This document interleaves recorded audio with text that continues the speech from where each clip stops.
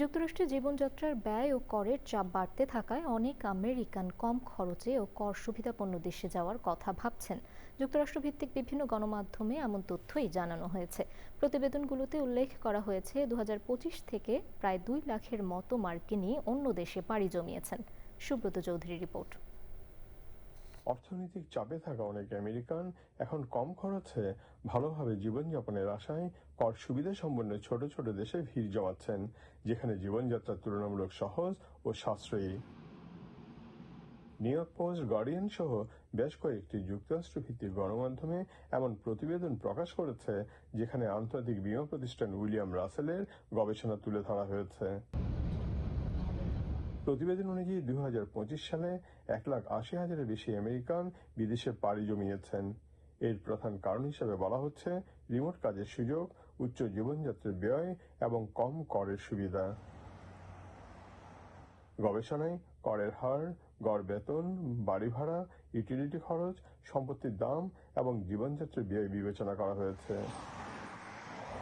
এসব বিবেচনায় যে কয়টি দেশকে মার্কিনেরা বেছে নিচ্ছেন, তার মধ্যে পানামা সবচেয়ে সাশ্রয়ী ও কম করের কারণে প্রথম স্থানে রয়েছে। এছাড়া বাহরাইন ও অ্যান্ডোরা ব্যক্তিগত আয়করের অভাব এবং তুলনামূলক বেশি বেতনের কারণে জনপ্রিয় হয়ে উঠছে। তবে কর বিশেষজ্ঞরা মনে করিয়ে দিয়েছেন, অনেক দেশে ব্যক্তিগত আয়কর না থাকলেও মার্কিন নাগরিকদের বিদেশে থাকলেও বিশ্বব্যাপী আয়ের উপর যুক্তরাষ্ট্রে কর রিপোর্ট করতে হয়। ফলে ট্যাক্স হেভেনে গেলেই পুরোপুরি মার্কিন কর থেকে মুক্তি পাওয়া সম্ভব নয়। Subrata Chowdhury, channel I, new jersey, America. ধর্মীয় ভাবগাম্ভীর্য ও কুরবানির মাধ্যমে যুক্তরাষ্ট্রে উদযাপিত হয়েছে পবিত্র ঈদ উল আজহা। নিউ ইয়র্কের প্রায় সব মসজিদেই ঈদ জামাত হয়েছে। ঈদের নামাজ শেষে বাংলাদেশ ও মুসলিম বিশ্বের শান্তি এবং সমৃদ্ধি কামনায় দোয়া করা হয়। ঈদ জামাতে কুশল বিনিময় করেন city mayor Zohran Mamdani. New York থেকে রাশেদ আহমেদের তথ্য ও ভিডিও চিত্রে তাফিমুল ইসলামের রিপোর্ট। নিউ ইয়র্কের জামাইকা মুসলিম সেন্টারের উদ্যোগে প্রতিবারের মতো বুধবার সকাল 8:30টায় থমাস এডিসন ফিল্ডে হয় ঈদ উল আজহার প্রধান জামাত।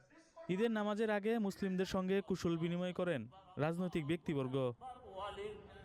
বাংলাদেশি ছাড়াও বিভিন্ন কমিউনিটির মুসলমানরা নামাজ আদায় করেন।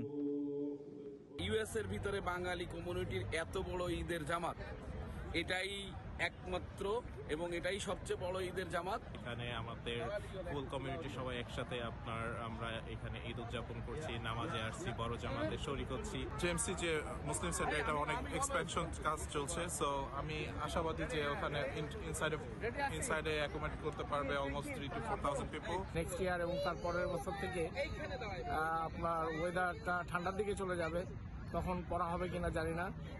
তবে বাংলাদেশের মতো এই আমেজে এই খোলা মাঠে পড়ার আনন্দই অনেক। আমাদের সকলের কষ্টার্জিত অর্থের মাধ্যমে আমরা স্থাপন করেছি 2 যুগের বেশি সময় ধরে। আপনারা আছেন বিধায় মঞ্চে টিকে থাকে, আমাদের নেক্সট জেনারেশন টিকে থাকবে। আপনারা কুরবানির মাধ্যমে আমরা বুঝতে পারছি আপনাদেরকে স্যাক্রিফাইস করার জন্য আল্লাহ নির্দেশ দিয়েছে। ঈদের নামাজ আদায় করে কুশল বিনিময় করে শুভেচ্ছা বক্তব্য রাখেন city mayor Mamdani. New York ছাড়াও Michigan, Florida, New Jersey, Washington সহ যুক্তরাষ্ট্রের বিভিন্ন স্থানে ঈদ জামাত হয়েছে। সব জামাতেই অংশ নেন প্রবাসী বাংলাদেশিরা। তাফিমুল ইসলাম, চ্যানেল আই।